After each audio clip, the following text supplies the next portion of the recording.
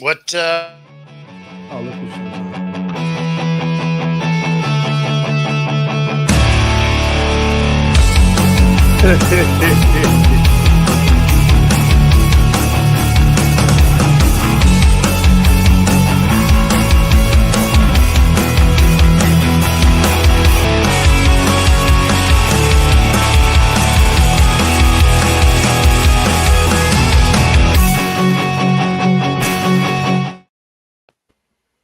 Hey, Good morning and welcome everybody from the East Coast, West Coast, and around the world.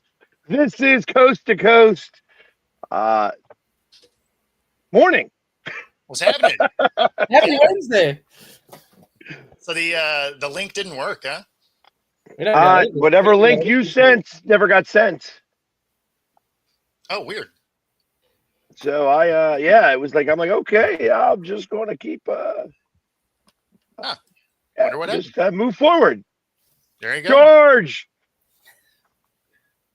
There we go. So that being said, hey, I got to lead off with a basketball game last night between two of the top teams, we'll say, and big bed poop by the Sixers. We could just probably put this as one of the blooper shows. Can we just That game was fun. It's a blooper show.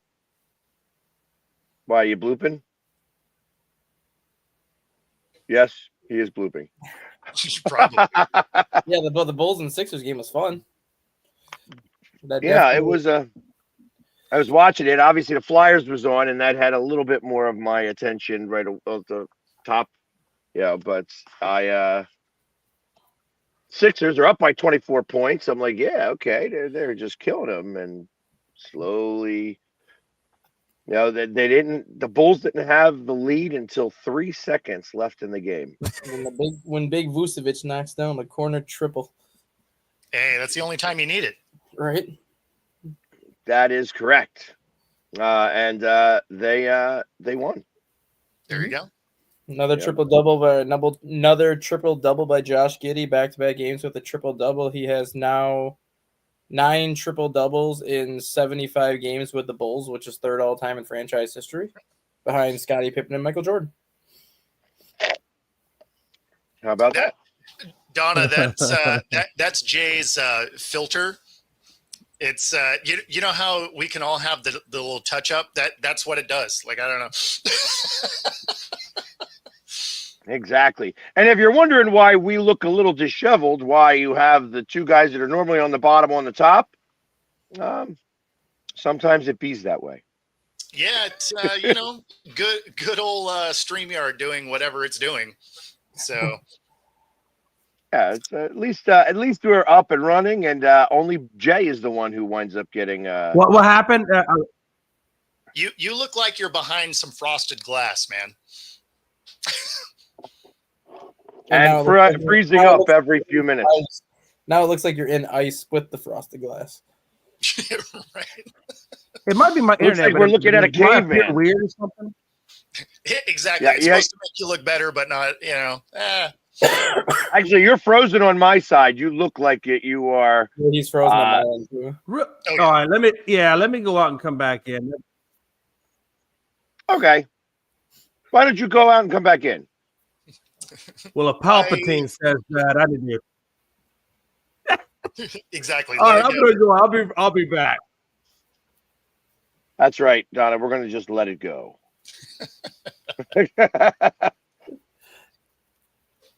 Man. Anyways, that was that game last night. I horrible showing. Usually the fourth quarter is where the Sixers do their best work. Not yesterday. I mean, I will say though, like, I know we're only 7 games into the season here, but the Bulls and Sixers are two of the more surprising teams in the NBA so far this year, and a lot of people were talking about this last night. Just watching the way the Sixers have played this year, just kind of watching the way the Bulls have played this year so far, and how the Bulls get balanced scoring. They get like 6 or 7 guys every night scoring in double figures. This is like with two teams that they feel the way they're playing right now is something that can continue all season. Maybe not at the level where they're going like 5-1, 6-1 every 6 games, but like they have a feeling that these two teams are good enough to play their way out of the play-in round and actually make the field of the actual playoff field this year, just because they have so much balanced scoring top to bottom in both rosters. Yeah, it was good, I guess, to have everybody come back. Oh, let's see if he's unfrozen. Nah, it looks like the ice is stalled. Oh, he's still blurry on my side. Yeah, the defrost is not working. Yeah, it's definitely your Wi-Fi today there, Jay.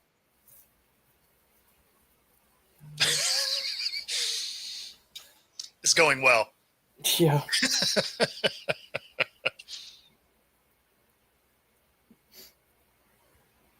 Yeah, I will. I'll get to the Flyers in a second. Is this better?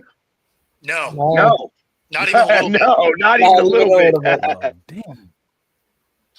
We can hear you, but all we see is a blurry Yeah. caveman.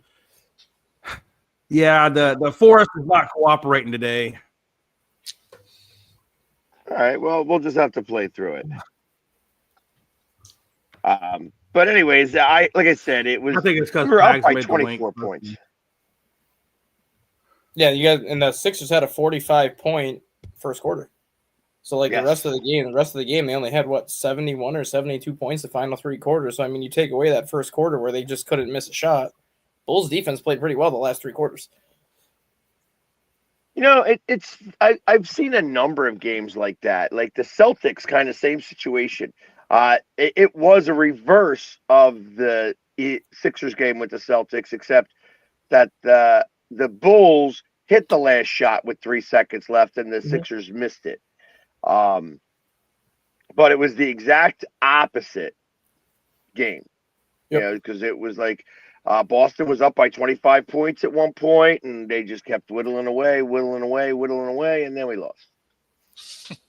So, in your case, it was like they whittled away, took the lead, and then the Sixers lost. So, And that's like, even though the Bulls are 6-1 right now, that's something that they've had in a lot of their games so far. Like 5 of their 7 games, not only have they been down after the first quarter, but 5 of their 7 games this year, they've been down by at least 13 points at one point in the first half. So like for whatever reason, the Bulls get off to like a really slow start, but then they just kind of like chip away, and then it gets to a point where they have all the momentum late in the game, and then it just seems like they can't miss. exactly. So, I mean, good for them. They won the game. It did feel like a playoff game, though, like for how dead that crowd's been the last few years in Chicago, just being how like kind of inconsistent the team has been. Like that actually did have like a playoff feel last night, which that's how the United Center used to be every single night for regular season games, just kind of like the excitement like that. Well, it's been a while since they've seen good basketball. Yeah, it's been 2021, 2022 was the last year they missed the actual play-in round and made the actual play-in like playoff field. That's when they had like Lonzo Ball and DeMar DeRozan and Zach LaVine like that year. That was the last time they actually finished the season in the top 6. So that was like the last time there was energy in that arena like during the regular season. Well, glad to see it at least. I don't know. Sixers. I was more interested in the Flyers where they scored 3 goals. 2 goals on a 5-on-3 power play, which I tell you, it's been a very, very, very long time since I've seen that. Mm-hmm. You know, like, hey, let's score on both halves of the 2-man advantage. I'm not used to seeing the Flyers score a power play goal in the first place. Then proceed to let up 4 goals in the second period, and they finally tied up in the third period, like with a few minutes left to go, which was great. All the goals were scored on one end of the ice. So it makes me wonder, like, how much was the tilt, you know, going that way? Because I think that's a real thing sometimes. Yeah, but I mean, the ice just kind of tilts a little bit. Yeah, like if you're skating constantly on one end of the ice, there's going to be a little bit of tilt. But they wind up winning. I was very happy to see Dallas.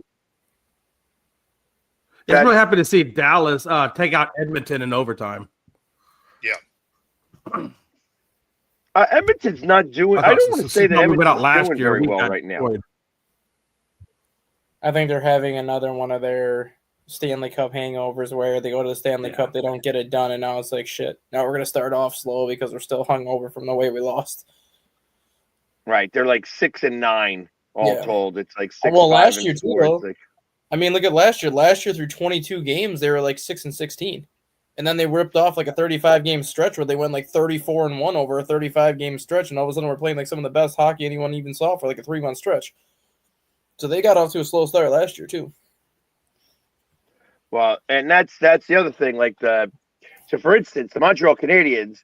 The reason why they have such a good record, they're 9-3, is because they were 5-0 in overtime. Mm-hmm. So if you make these games to go to overtime, and you've got the speed that Montreal has, I mean that's why they have one of the best records in the league right now. Yep. Right? The Flyers are. That's what's funny with the Kraken is we're 12 games in. 6 of our games have been overtime. Right. Like we're on pace to have the most overtime games ever. Yeah, I mean that's what makes the Penguins so good this year too, though. Not like the overtime games, but Tristan Jarry was atrocious last year in goal for the Penguins. He got so bad last year that they actually sent him down to the AHL because he was a complete liability in goal. They basically restructured his contract this year and gave him another chance, and all of a sudden, 13 games into the season, Tristan Jarry's looking like the best goalie in the NHL right now, not giving up anything. With the Penguins. Yeah. I think the Penguins have the best record in the East right now, but a lot of that is Tristan Jarry. The guy's got like a 94% save percentage. He's giving up like 1.4 goals per game right now after last year. That's that. You got to look between the lines right now. Pittsburgh's playing good defense. Yeah. That's what happened. That's what happened against the Flyers. They were blocking lots of shots, and only shots that were getting through were direct shots, like right at his chest. It's like anytime that there was movement for him to go back and forth, Jarry wasn't. It was beatable. I thought he was very beatable. They just didn't beat him, So the Flyers, for whatever reason, Flyers still need a goal scorer. I mean, I love the Flyers to death, but they are definitely a goal scorer short. They need somebody who knows how to snipe and just get the puck on the net and in the net. Michkov is good, but he, for some reason or another, he's too small to get in front of the net. And that's what I need. I want somebody in front of the net, somebody who cannot be moved, somebody who's just going to stand there and deflect pucks. That's what I want. That's how you're going to win in this league right now, because I feel that anything else, like the dump and chase, is over. Everybody's too fast anymore. That's like you used to be able to win in hockey with having good shooters, which obviously having good shooters helps. But having like good puck control was really the way that you could win in hockey games before, just to make your passes. Now it's having good goaltending, having players who are not afraid to dive on the ice and like deflect shots, and then kind of in Montreal's case, just having a ton of skaters with a ton of speed that just tires everybody else out, where you got to do constant line changes. I like to see it there, Donna. Like even with Montreal, really, outside of Nick Suzuki and that Caulfield, Montreal really doesn't have like that go-to scorer. They are just such a fast skating team that the defenses they go against just get worn down and get so tired. So Montreal gets a lot of easy looks at goal just because of their speed. If the Dallas defense was Wi-Fi, it would be Jays. Hey, Jerry Jones did a couple things yesterday to try to fix that defense a little bit. He did. Quinn Williams was a surprise move. Yeah, hey, let's talk about it. I guess it's when your team sucks really bad, why not just get some players and hope it doesn't suck as bad? Well, the thing that's crazy about it, so you get rid of Garrett, right? My wife Parsons, rather. You get rid of Parsons, and you're like, okay, cool. You're planning for the future. You're getting some draft picks. You're doing some stuff. And then you just promptly at the trade deadline give all those things away and essentially just kind of get back what you had. So like it was a net zero. Like they didn't get better. Mm-hmm. Now you're in a division that it's just going to be Philly and you. So, Right. I mean, the other two teams are so beat up that they're not going to do anything. But, and he's gone. He'll be back, I'm sure. I mean, I get Frankie's kind of point there. One player from a one-win team is a total upgrade, but Quinnen Williams is one of the best defensive players on the Jets defense. That's a massive upgrade for what the Cowboys have had. Like, he is the best player probably on the Cowboys Is this defense. better now? That is a little better. Initially. Okay. Like the blur isn't as bad, but I saw an interview. Speaking of Jerry Jones, I saw an interview on Facebook. Yeah. Hold on one sec. Hold on.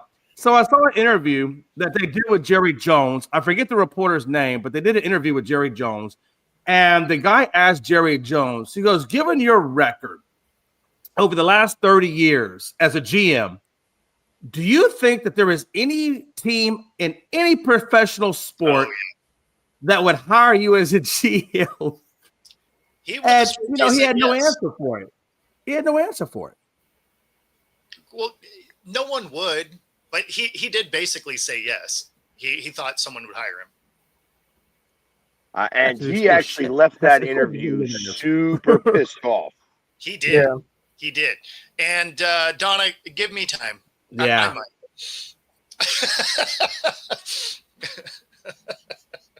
I will say, I think the two teams that really won the deadline yesterday, though, were the Seahawks getting Rashid Shaheed. Yeah, that's a nice pickup. To help with JSN, but the freaking Colts getting Sauce.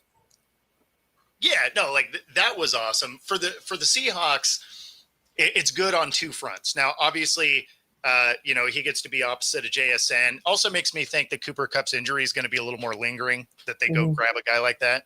But the one thing it does do is it gives you a lot of speed. That's the thing. Which will help our running game, because since we haven't been able to get good push in the running game from the line, now they've made it so one of those safeties can't come down. Right. You have to leave the two safeties up because you have to respect the fact that JSN and Shaheed couldn't blow the top off. So those safeties now can't crash the box, at least as consistently. And so hopefully you'll see our, rushing average go from 3 yards to, 3.8, closer to 4, right? Make it more viable. Mm-hmm. I mean, we don't give up on it, but it's also not something that's been highly successful. I really wanted to see us go after a right guard to kind of help Bradford out because he's been a bit of a liability. But I don't know if there just wasn't enough available out there or if the asking price was just too high. Either one of those things could be true, or we just didn't make a phone call. Obviously that could be an option too, but I would have loved to see some right guard help. And like the thing with Sauce going to the Colts, not only does that solve one their bit. I'm not going to say the Colts only have one weakness, but when you look at their team, like that is their main weakness of secondary help. Sure. He's 2 months into signing a 5-year extension. Yeah. So that is literally just solving your secondary for the next 4.5 years by making that move.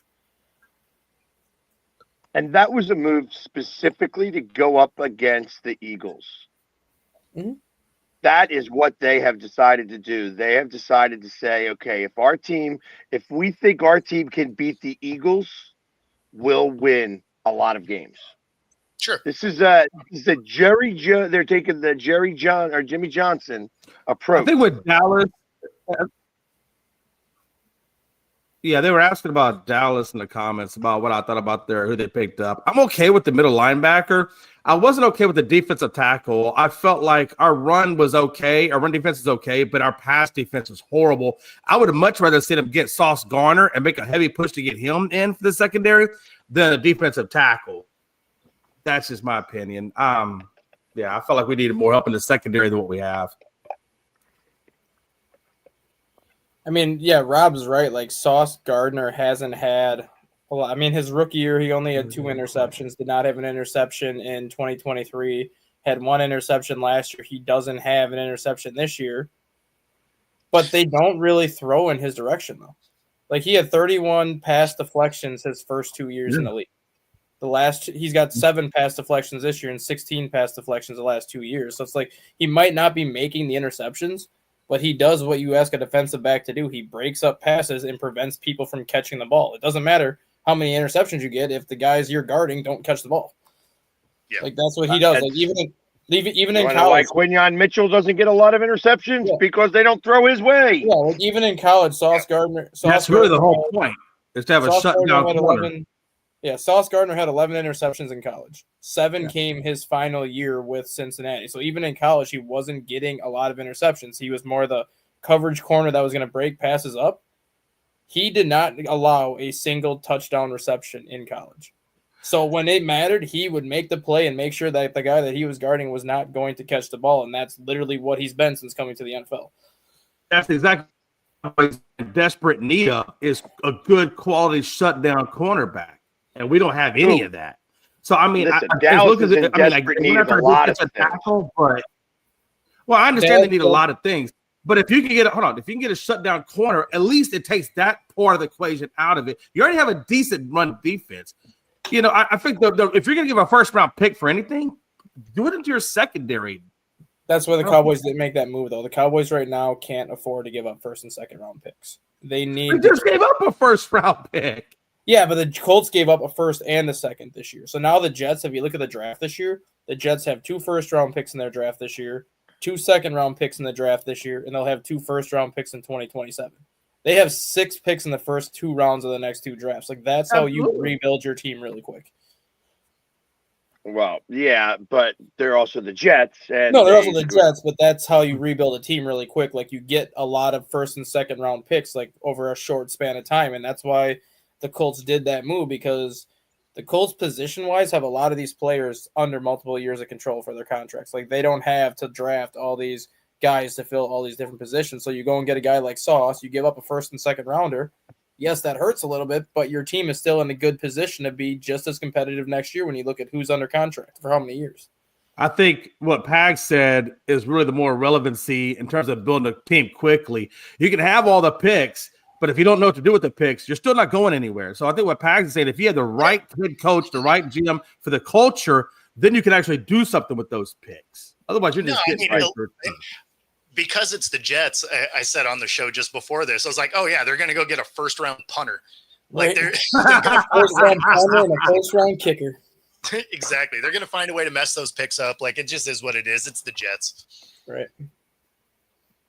Well, and it's possible. I mean, right now, just right this second, I mean, it's possible that they could have the number 1 pick and the 32nd pick in the first round. I mean, again, that's some forethought a little bit, but you know, what Frankie said where they're at. And what Frankie said there too, they have 5 first-round picks the next 2 years, and then so they'll have 8 picks in the first 2 rounds the next 2 years. You can essentially package probably a couple second-round picks to add another first-round pick in there with somebody. So like, Jets, but there again, I want the players. You have so much. Like, you're about to lose your running back too. Your running back's just about to quit on the team. He's like all pissed off that he did not get traded. He's like, damn. Like, so I suspect that. Did you hear the story on that though? So many teams. I think they said 14 or 15 teams called the Jets for Breece Hall yesterday. It's the fact that the Jets were asking for a second-round pick for Breece Hall, and the teams were like, no, we're not giving you a second-round pick for Breece Hall. So it ended up being like the asking price was too steep. So the Jets were forced to hang on to him. So, yeah, Breece Hall can get pissed all he wants, but it's like, teams called about you. Be mad at your team for saying that they wanted a second-round pick for you. Well, they traded everybody else, too. Yeah. I think he is mad at Steve. Yeah, and same thing with Jermaine Johnson, who was the Jets' defensive end edge rusher. That's who the Bears actually wanted for their trade target instead of the guy they got from Cleveland. They got the guy from Cleveland and a 6th rounder, basically, for a 6th and 7th round swap. The Jets were asking for a 2nd and a 3rd round pick for Jermaine Johnson. The Bears said, no, we're not giving you both a 2nd and a 3rd. We'd give you a 3rd and a 5th, but not a 2nd and a 3rd. See, that's where the Jets, if they were smarter, say, well, listen, here's what we're going to do. We want escalation. Exactly. So if you make it to the playoffs, I don't care if this guy doesn't play a down. You make it to the playoffs, it goes from a 5th to a 4th. And then if you guys make it to the NFC or AFC championship game, it goes to a 3rd or 2nd. You know what I mean? Like you could do escalation per playoff game. Yeah. Mm-hmm. Yeah. Brees Hall's only got to wait 8 more games, then he's a free agent anyways. Yeah, He'll exactly. be able to go wherever he wants to get paid. That was why they wanted it. He should have been for a 3rd round pick because that's what you're going to get. Yeah, and the You're Jets gonna were get a asking 3rd for- round Jets, pick back. Yep, Jets wanted the 2nd, and that's why no one was going to go a 2nd for Brees Hall. They're like, well, I don't even think anyone would have did a 3rd. I think it would have been a 4th. No, fourth I round, think maybe he a fifth. probably could have got a 3rd for him. He does have enough talent there, but I Yeah. do think the escalator would Well, have been the route. Well, and again, what I'm talking about with that is that the reason why they're asking for a 2nd is because they know the moment that he goes into free agency and he signs, you're going to get a compensatory 3rd round pick. So you are trading a 2nd round pick for a player this year and a 3rd round pick in the future. Mm-hmm. They don't want to do that. No. They want the 3rd round pick, for the 3rd round pick. They want to do what Howie Roseman did. Said, hey, we're going to rent this guy for this season. He's going to go walk in free agency because he's going to go make a lot of money that we're not going to pay him. Mm-hmm. And then we're going to get that 3rd round compensatory pick back. So we're trading a 3rd round pick in 2026 for a 3rd round pick in 2027. Right. That's what teams wanted to do. Well, the Jets were wise to that and said, no, you're going to get a 3rd round Joe, pick back for this. 3 and 5 doesn't mean you can't make the playoffs, but did I blank out right there? Yeah. You did. Joe, that 3 and 5, obviously it doesn't mean you can't make the playoffs, but it does mean the Cowboys can't make the playoffs. No, in all seriousness, when you look at the NFC, the reason why Lamar Jackson and the Baltimore can do that is because their division is a little bit less. AFC is a little bit less in terms of the winning percentage. A lot more under 500 teams, so it's easier to get that wild card spot. And if you look at the NFC, there's even if you look at Bo's division, I mean everybody is way above 500 in there, except for maybe the last place team. I forget who that is, but it's too hard to get into a wild card spot. Yeah, thank you. It's hard to get into a wild card spot where you got that many other teams out there to compete against for the wild card spot. I mean, it's just going to be too hard of a road, and we don't have the personnel. I think the AFC is actually. Jay, you got a first-hand look at our last place team. Yeah. I think that's another point. I mean, but again, we did a lot to stop the run, but we have done nothing to stop the pass in a sense. And that still is our number one weakness. And I don't think you can get into the playoffs when our secondary is so ass and our pass rush is so anemic. It's just going to be too damn hard. I think the NFC, you have a better shot to make the playoffs at 3 and 5 than you do the AFC, because look at the AFC picture right now. Kansas City is 5 and 4, and they're out of the playoff picture right now. Yeah, but right now, in the NFC, Carolina is 5 and 4, and also out of the playoff picture. Yeah, they're 5 and 4 and 9th. Yeah, but like with Carolina though, like Carolina's a team that I don't know if a lot of people expect Carolina to keep kind of. I'm not going to say they're playing well because they're not playing well, but they're also playing a lot better than what people thought they were going to be. But I think at some point, like Carolina is going to start fading off a little bit and kind of fading down the standings. But like Kansas City at 5 and 4, Jacksonville's proven that they are a pretty good team this year. Jacksonville's probably not going to go away from one of those final 2 spots. Baltimore is on that really soft stretch of games where they have that 7 games in their schedule where they could probably realistically win 6 or 7 of those games.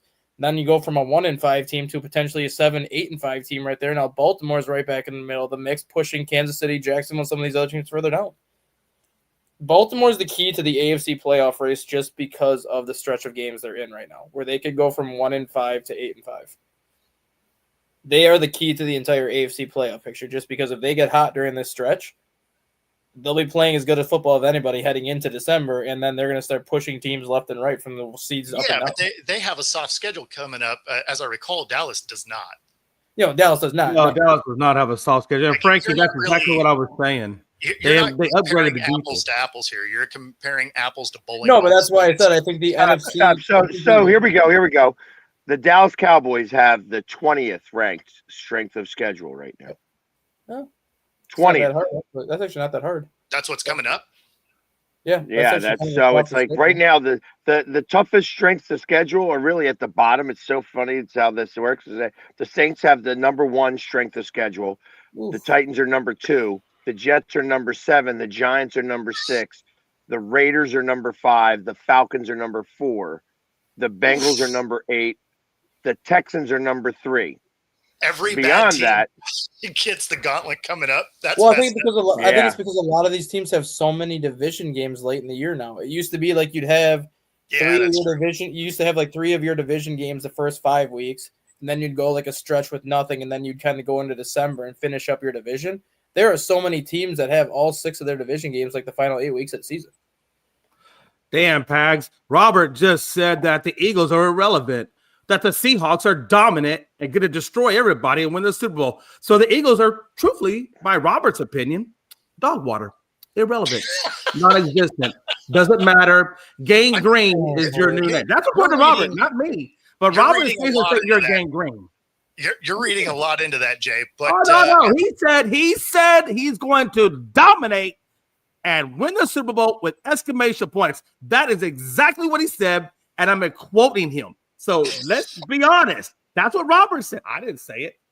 That's what Robert said. yeah, but we all know Dallas sucks. So, and the last time I checked, you guys are way down. See, but Way you're stating the down. obvious, Captain. 380. I know this. But yeah, but I still said got it, the but I number don't 1 know. seed right now, right?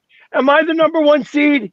I say, but see, you're taking out I'll the wrong wait. person. I'll I'm wait. not saying I will that. wait. No, I will wait. Can Robert speak? Robert, I need you to do something. Get Robert up in here. I fully agree. Don't take it out on me. I'm just quote what Robert said. I don't know what tell you what, we'll have Rob on tomorrow. Let There Rob you go. defend himself. Let's do it. Rob, you're coming on tomorrow. Let's do this thing. It'll be funny. There we go. Pat's like over there the talking about enthusiasm. like Dallas to me, like I don't know, like that's Captain Obvious stuff. I do like the enthusiasm, though. I like it. No, man. Hey, I told you, man, when Dallas has got Jerry as a GM, we're just screwed. See that right there? That's the Eagles finishing off the No. competition. Make that sound again, Pax. Make that sound again, because that's what Jerry is doing to us, sucking every bit of life out of his fan base. There you Sucking go, up the Cowboy competition. fans. Yeah. Finishing everybody off. Did Joe just You know, say he's not afraid of Kansas City? That is some like bad announcing right there. You said sucking the competition and finishing them off. Like I don't think that's exactly the way you wanted that to come across. No, you're right. That'll go into sound bites forever. This is not the After Dark show, There's Jay. deep penetration in the backfield. Like He's getting double penetrated on both sides. bad announcing. Let's go. Instead of the water Getting in boy, and you out, got in and Luke out, boy. in and out of the zone. Did Joe really just say he's not afraid of the Eagles or the Chiefs coming to Dallas? Do you realize what Okay. the Chiefs? Yeah, there's do you nothing to realize be what- afraid of because it's already over. Yeah, The like do game you is realize over. what the Chiefs' offense would do to the Cowboys' defense? At this point right now, I think that it's going to be a major smackdown. And we'll see in a couple weeks, right before you guys go to Thanksgiving break. So the thing is one of the two quarterbacks is going to miss the game because historically they only get to play each other once a year at best. So someone's Oh, well, getting hurt. Dak is probably going to get hurt. That's my guess. Yeah. Not if Pinky has anything to say about it. We'll be talking about Pinky later. I can get Pinky. I got a picture of the Eagles. I'm gonna put right there on the face as I'm taking the little pin. Whatever you Oh, got to the do. voodoo doll. I didn't realize that was the name of your voodoo doll. Pinky. Yeah. Yeah. Pinky. I was like, I don't know what we're talking about. I thought maybe you were taking a bump off your Hey, you pinky. ever seen, I don't know. no. And you ever seen that movie Reservoir Dogs? And you got Mr. Pink. It's Pinky. It's Mr. Pink from Reservoir. You ever seen that movie Reservoir Dogs? Anyway, if you haven't seen it, go see it. Yeah, it's a great movie, but beyond the Yeah. point. They came out with the first college football playoff rankings. Mm-hmm. Okay. No surprise Yes, on who's on top. 11. I'm actually a little surprised who's on top, honestly. Ohio State. I thought Ohio State would be 2. I really thought Indiana was going to get number 1 just because of how bad they have beaten everybody they played this year besides Oregon. But they went into Oregon and won that game by 10, and realistically, they dominated Oregon in that game. Oregon got a touchdown late to make it with 10. Otherwise, that was a 30-13 game with about 4 minutes left. Well, I mean, I hear that. But the top 4 teams, I'm not surprised, but I thought Indiana would be number 1 on the initial rankings just because of how bad they've beaten their opponents this year. Like, they have just destroyed everybody but Oregon's a good team. so I got asked yesterday. BYU and Texas A&M are playing. No, and BYU and Texas Tech, not Texas A&M. Texas Tech. Oh, okay, Yeah. got it. I was 7 versus 8. Yeah, BYU and Texas Does Tech. BYU stay undefeated? No, That's what I said. I said Texas Tech wins this game. because Texas Tech had their. No, I'm not going to say a choke game, but Texas Tech had their wake up call when they lost to Arizona State, and now they know that they pretty much have to win out to make the college football playoff. Versus you beat Arizona State, you give yourself a little bit more leeway where you can lose one more game and still be in that conversation. But now that you lost, a 2-loss Texas Tech team is not going to be in the top 12 most likely because they won't be in the Big 12 championship game with 2 conference losses. Because it would be. I thought it was interesting that Texas was able to crawl back to 11 because we still got Georgia and we still got A&M. So we still got to win out. And I don't know if we can win out, but it's encouraging to see them. To see that game from Arch against Vandy was encouraging. Oh, sure. Yeah, he played well. So, and of course, we're not going to see Ohio State, Indiana until Big 10 championship game. the Big Ten championship game. The last And test for Indiana is this weekend at Penn State. That is like their last Not test. a test. No, but I'm saying like that. Like the last 3 games, they get the Wisconsin Badgers, who are pathetic. They get Purdue, who is pathetic, and then I believe they get Rutgers. So like the last 3 weeks, Indiana should just blow the doors off everybody. Like Penn State, I think No. at least. It's only Penn State, Wisconsin, and Purdue, and that's it. They're done. Oh, so they have a bye week. Then I didn't know they had one more bye yet. So yeah, this is like They their have the last bye week on the Thanksgiving week. So yeah, this they is like end their on the last. 28th.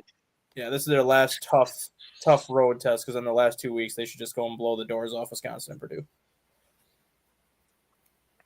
So Seeing puts over them- here, I'm just happy my Huskies broke into the top 25. Like they're in no danger of making the playoffs, but Hey, you're gonna win. You're gonna win this weekend by 40 over Wisconsin. So enjoy that. well, I mean, probably, but the they're not going to get into the playoffs, but I feel like they're outperforming what I thought they'd be this year. So that's always nice, right? When you're going into it, like, yeah, they're probably not going to be a ranked team ever this year. well, it's going to depend. That last game against Oregon will that'd be say a huge. lot. If you're going to win, if you beat Wisconsin, beat Purdue, and beat UCLA handily, Yep. on the 29th, you have Oregon, and that's going to be That's your the shot. game. Well, yeah, And if that's you going to be because you'll be at about 15 at that point. Mhm. yes. And Yeah, that I mean, you if you win that can game be a against 2-loss Oregon. If you can be a 2-loss team in this conference, then there's a chance you sneak in. I don't know that they have the team to beat Oregon, except for the fact that they just do play Oregon well. Yeah. So And you've gotten really good quarterback play this year from your quarterback. absolutely. And I think that's the big surprise because last year you had the transfer from Mississippi State, whoever, I forgot who his name was, but you had the transfer from Mississippi State last year who played well at times, but also like struggled at times. Yep. I think you have a freshman quarterback this year, or like a redshirt freshman he's playing a lot better than what I think anyone thought he was going to play. Yeah, no, it's we've gotten really well. I mean, just really good play overall. And your running back Coleman's a beast.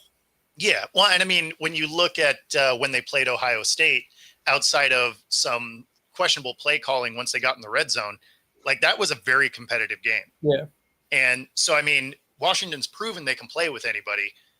Mm-hmm. That Oregon game will be huge. I do think they probably head into that game, 9-2. So there's a real good chance that if they beat Oregon, they could find their way in. I just And don't the think week before that's going to be the big game for Oregon as well. Oregon has a really tough schedule moving forward. Yeah. Iowa, who's at 6-2, Minnesota, who's at 6-3, USC, who's at 6-2, and I'm talking this is right now as we stand right now. And then, of course, Washington, that's 6-2. Washington's schedule is easy leading up to that, and it's at Washington. So the game against USC is going to be fighting to get into this as well. And the Big Ten is going to have what?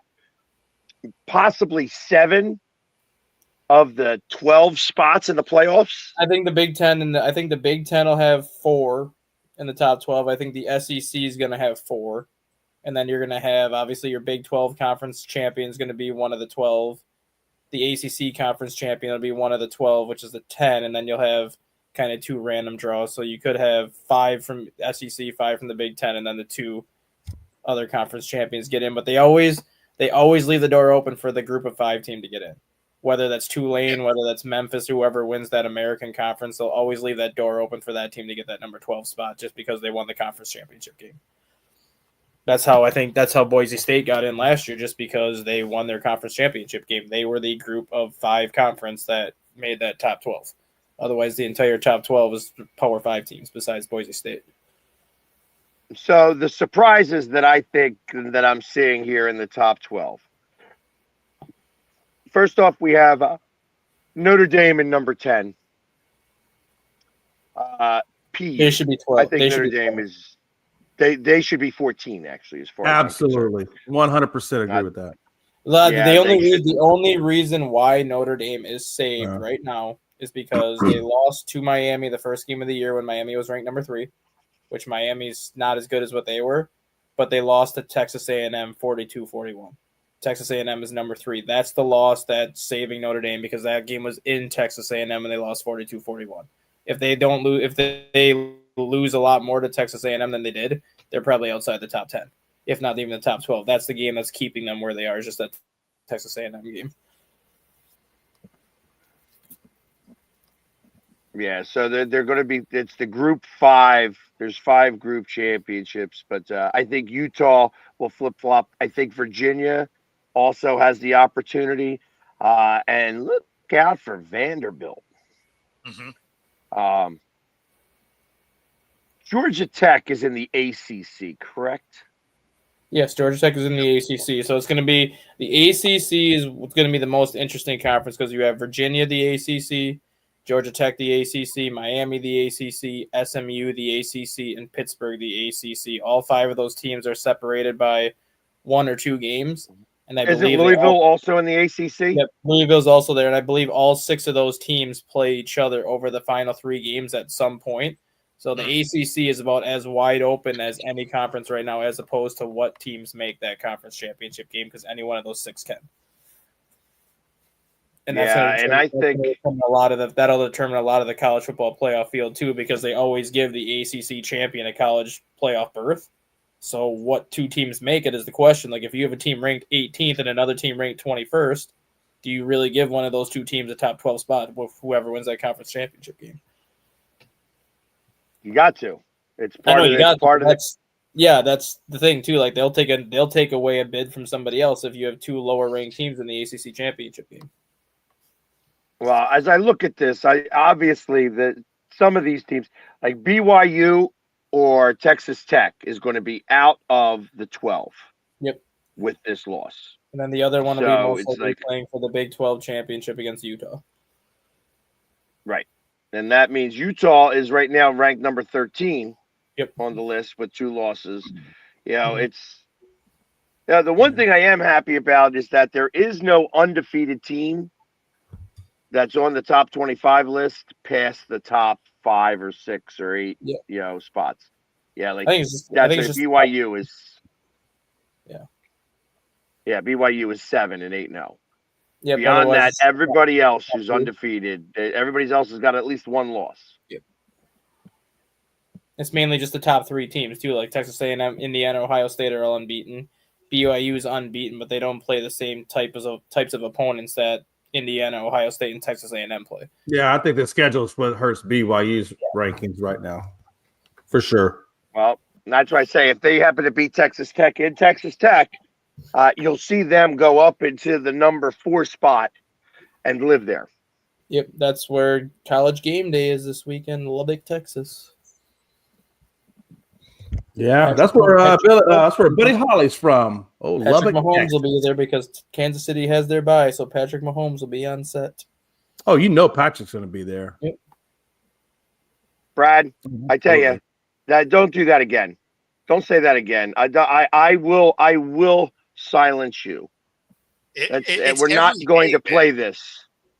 Like, I don't know why not going to. I'm not going to put up with it anymore. Knock it the frig off. You know, it's a football game and football team. You know, this isn't your mom. You ain't going to defend their honor. I don't want to hear anybody talking about anybody else's family. I don't want to do anything about that. Whatever. I am done with that.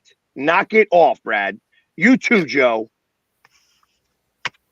Listen, I know you guys are both on my team, on my thing. I love you guys as followers. You guys contribute a lot, and we love watching the stuff in the comments. But I will not put up with that type of stuff. Yeah. End of story. I appreciate you saying that, Pags, because I was going to say something, but I didn't know if it was going to be my place. I want to let you guys handle that, and I appreciate you saying that. No, I was just waiting for a lull in the conversation because I've been watching it. Like, yeah, just stop, man. Yeah, this is. And we've told you to stop. You want to banter back and forth? We can banter back and forth all day long.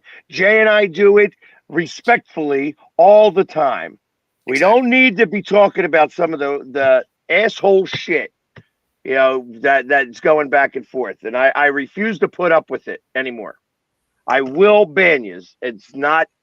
It's simple enough for me to do. Yeah. Stop it. As of now, stop it. There we go. Yeah. That's pretty much it.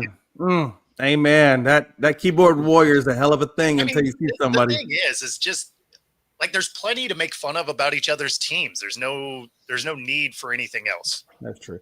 Well, I think Pax did maybe a few shows back, a couple of weeks back, when you talked about the bantering and how there's a difference in bantering, and he talked about how he handles it and how they do things, and that's the way it should be. It should be friendly bantering. It shouldn't be fights and all this craziness that we see going on in the world. The biggest thing there is if you can't keep it about your team, you don't know enough about your team. Mm-hmm. Like as soon as you go into personal attacks, you obviously don't know what you're doing, right? Because there's plenty of stuff to pick at with people's teams. Yep. So if you're immediately going to family and whatever, it means you just don't know enough. And you should probably stop. I mean, since we were on college football for a couple seconds there, the other team that's in the top 10 right now that I think is a team to watch is Ole Miss. Ole Miss is sitting at 6. Their only loss is to Georgia. Last 3 games of the year, Ole Miss has one of the easiest schedules in the country, so they should be 11-1, no problem. But then you have the thing where if Georgia loses a game, Ole Miss is probably leapfrogging Georgia. If Alabama loses a game, Ole Miss is going to leapfrog Alabama, and then you have a situation where you could have Texas A&M versus Ole Miss in the SEC championship game. And Ole Miss, ironically, is winning with a Division II quarterback who spent the last couple of years at Ferris State. Joe, it's just guilty by association. It's because you're involved in that conversation. Because we haven't seen you say anything to that effect. So, like if Brad was getting arrested, you'd go down for accessory. I'm just saying. I don't know. No, Joe wouldn't go down for accessory. Joe would just be brought in for questioning. Yeah. Well, there you go. It's a car ride with some bracelets. So, and they don't have sparkle. Well, they do kind of shine a little bit. Shiny. They don't have no rhinestones on them. Well, they do, depending on what store you go to. But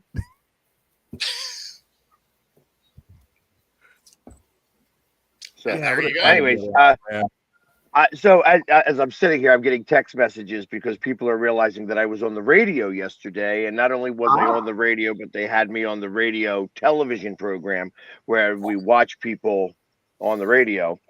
So I'm getting pictures of me. That was me yesterday Sweet. on the radio, on television. Oh yeah, that's really dope. That's dope. So, I gotta tell you, hey, I saw you at the when you were at the Saquon Barkley Gala, and I liked that. I'm not a fan of the team, mind you, but I did like the way you were dressed. I thought it was pretty dope. I liked it. That was nice. The tuxedo, and the face paint. First time I've actually done that. So it was, and I tell you, it was. You never know how that's going to work. Like it's ultimately. Like I was unsure whether that would have the effect that I wanted it to. But it was very well received. First off, like I as I'm going in, I'm walking down the steps with my girl, and as we're walking down, I feel like everybody's already there, and everybody's dressed in tuxedos or formal suits and stuff like that. And I come walking in with my Eagles tuxedo and my face painted, escorting my date there because she's in high heels and we're walking down steps and she's in a long length dress. So I want to make sure she doesn't go sliding down the steps and, bring in our entrance that way. And I tell you, it was like we were the bride and groom at a wedding. Because everybody just happened to look up and watch us walk down.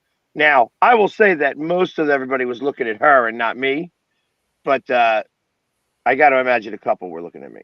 You know what I mean? They're like, yeah, you're not soft in the eyes. She was a little soft in the eyes. You're not soft in the eyes. So I was definitely a big, hey, how are you type. On the eyes. I think I gotta ask you, where did you get that tuxedo? Like, did you have somebody formally make that for you, or how did that work? It was made for me.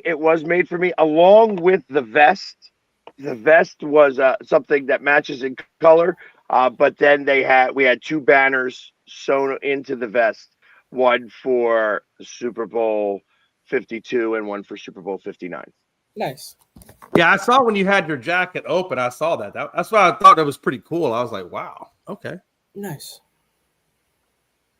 So, but yeah, it was a fun time and a great event, and I got a great interview with Saquon that nobody can hear. It just so happened that when I grabbed him, you start talking. And you don't realize your surroundings until somebody else starts to say something, like an auctioneer starts calling off numbers, and you realize that you're right next to the speaker, and it's like, oh man, this sucks, because it's like you could tell that it's like good content between us, and you could hear him, but it's like I'm like, oh man, the guy's like 2,500, 25, right here, 2,500, 2,700. It's like. Yeah, I could have chosen a better spot. That was my interview with Jeff Fisher. I happened to be right next to the DJ speaker, and it was just like, nice. Of all places. Hey, real quick, and the truth of the matter is that if you were just to say, that's the thing about this, is that you can just be like, I'm sorry, can we just move over a little bit so I can hear you? They'll move. You know what I mean? It's just like, so we really should, that was a lesson that I learned, because I tried to fight through it, and by moving the phone closer, and that doesn't work either. So it's just, you got to move, so I know that for next time. Or get you. Hey, my buddy just got me some wireless mics. That goes plug. It's got a little device that goes into your phone, so that when they talk, it goes right into your phone. Those will help out a lot too for you, Bags. You might want to invest in that. Yeah, especially what you do. I was just gonna say. In fact, since we're up against it time wise, Jay, tell us about your interview later today. Hey, I appreciate that. So 3:00 Central, I guess that's 4 Eastern. Celeste Marie Celeste Marie Wilson will be on the Whiskey Hour podcast at ESEN. The link tree is in my thing if you want to check it out. But it'll be on YouTube all over the place. And she just got a Josie Award at the Grand Ole Opry on Saturday. And she was also featured at Nashville Songwriters Association as well. And I think Blow has a clip from that. I don't, because. Oh, that's right. We're on Pags. Yeah. Well, that's okay. We'll get it next time. But yeah, you definitely want to check Celeste out. I'm telling you, I promise you, this girl's gonna blow. She's blowing up. She's gonna be at any point. She's gonna be on the main screen, and she's gonna be all over everywhere. She's gonna be. She writes her own music, which is amazing. But then she performs all over, and she just has a great sound to her.